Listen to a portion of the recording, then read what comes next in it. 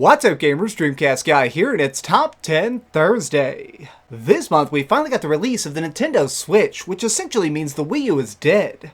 Looking back at its amazing library of games, there's so many great projects, but let's not forget the absolute dumpster fires. This week, just for fun, we're checking out those on my picks for the top 10 worst Wii U games ever. Number 10. Marvel Avengers Battle for Earth. Imagine if someone made a fighting game where instead of just beating up your opponent in a flurry of intensely powerful superhero punches, you trace designs on a touchscreen to make your characters take turns hitting each other. Battle for Earth was originally made to be an Xbox 360 Kinect title, but in an attempt to make more money, they sloppily tossed it on this console as well. To say it as gameplay almost feels like an overstatement. All you do is tap the control pad to attack randomly. This is really just an overpriced interactive movie that never should have been created. Number 9. Mario Tennis Ultra Smash. The Red Plumbers had a pretty good track record of coming out with great projects, especially on the Wii U, but this goofy sports title is strangely bad. Ultra Smash is the latest sequel in the long-beloved Mario Tennis series, and yet it removes many of the aspects of previous entries that fans really enjoyed. No longer do we have a career mode for unlocking new wacky characters or a fun set of minigames to compete in with friends. Really, your only options are a simple arcade mode and knockout, which is just a slightly different version of the exact same match type. It's like someone had no idea what to put into Ultra Smash, so they flat out added nothing. Number 8. Tank Tank Tank. There's sort of a pure beauty to having a straightforward design focus. Nintendo are the masters of making experiences that truly need no explanation. This approach to development requires a very careful touch though, which clearly Tank Tank Tank doesn't have. When giant aliens start invading the city, it's our job to hop into vehicles of war and push them back. The problem is that nothing quite feels right. Slowly driving through these colorful environments is decent, but the weird monsters we have to kill really just lay down in front of you. Hardly anything properly fights us, and when they do, their bullets are so quick they're impossible to dodge. There's zero sense of balance or flow to the gameplay, leaving it as a half-done mess that probably would have been better off cancelled. Number 7.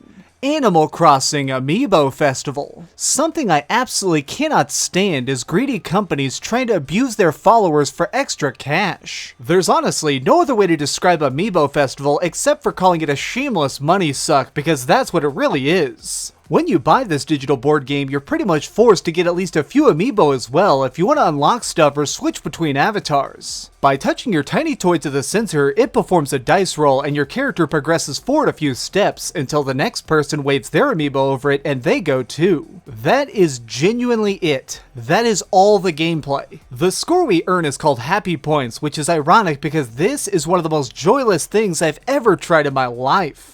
Number 6. Devil's Third. This is perhaps the perfect example of the wrong team working on a game. Devil's Third was intended to be a badass action title that could prove that the Wii U isn't just for casual players. While I understand the reasoning behind that plan, they probably should have made something that wasn't such a train wreck. Our hero Ivan has been assigned the mission of hunting down a deadly terrorist organization that he was once part of and slay all the screwed up people he used to be friends with. This premise leaves a lot of room for interesting storytelling, and yet Devil's Third never bothers exploring the concepts it lays out. What we end up with is an extremely limited shooter that seems more concerned with rushing us to the next event than it is about letting us catch our breath and try to enjoy the combat. Between the stupid bosses, broken melee fighting, and floaty movement, Devil's Third was considered dead the day it launched.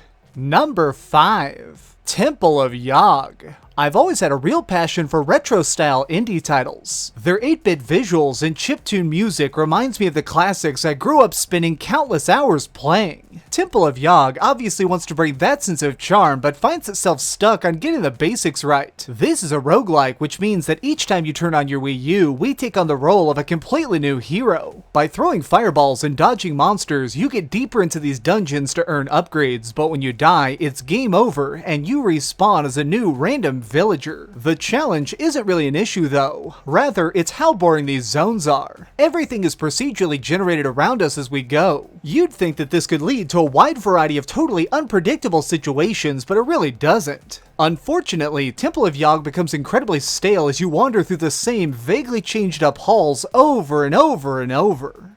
Number 4. Rabbids Land.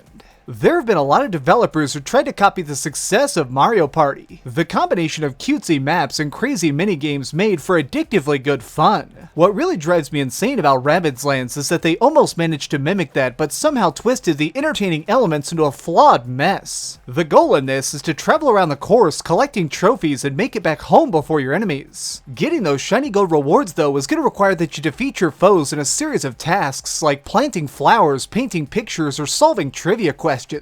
Doesn't that sound super exciting? Well, it really isn't, which is what makes Rabbids Land so infuriating to play. You can see that they nearly made an awesome multiplayer party game, but left us with a cheap bag of poorly thought out tricks.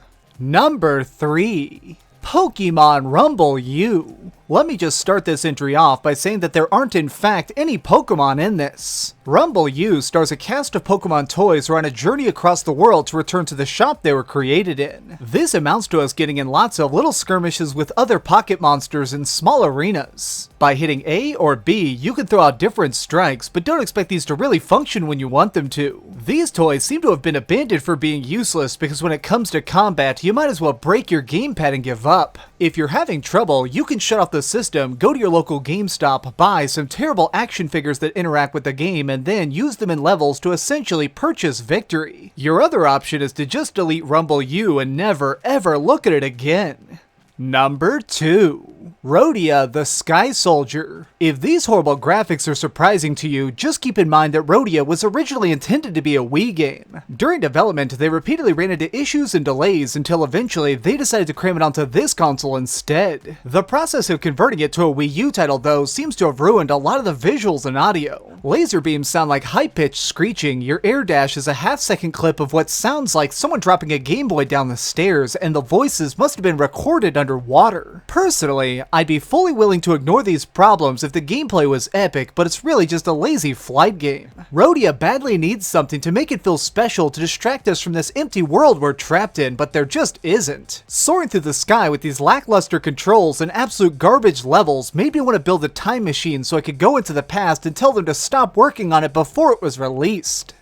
Number 1. Sonic Boom: Rise of Lyric. Of the hundreds of games we got for this underrated system, nothing was talked about more than the complete catastrophe Sonic Boom. This project nearly killed Sega because not only did fans hate it, but their own investors realized that this might be one of the biggest messes ever made. The story centers around our hero Hedgehog on a quest to stop the evil robot Snake Lyric from destroying nature. Since our furry friends don't want to see that happen, they team up for an annoyingly painful 6-hour mission to defeat him. Beating the game requires that you spend a little time playing each character, and while they all move and attack in various ways, something is distinctly wrong with them. Jumping slowly between platformer sections, being locked in a room to slap around stupid bad guys, or figuring out lame puzzles are all so poorly executed. It's like no one actually sat down and tested this thing until it was already done, put in a box and ready to ship. For its uninspired gameplay, awful character design, and frankly dumb plot, I award this my pick as the worst Wii U game ever.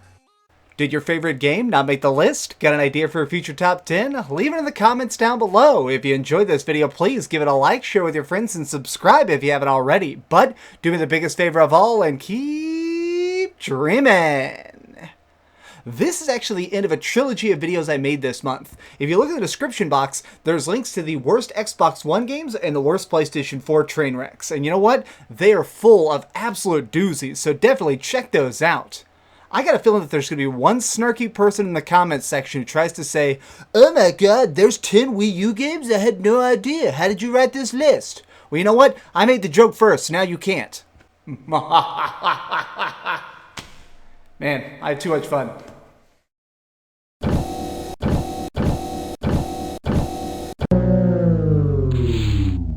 Thanks so much for watching. If you liked this video, maybe check out my last video. Please subscribe, and if you want, share this somewhere with your friends.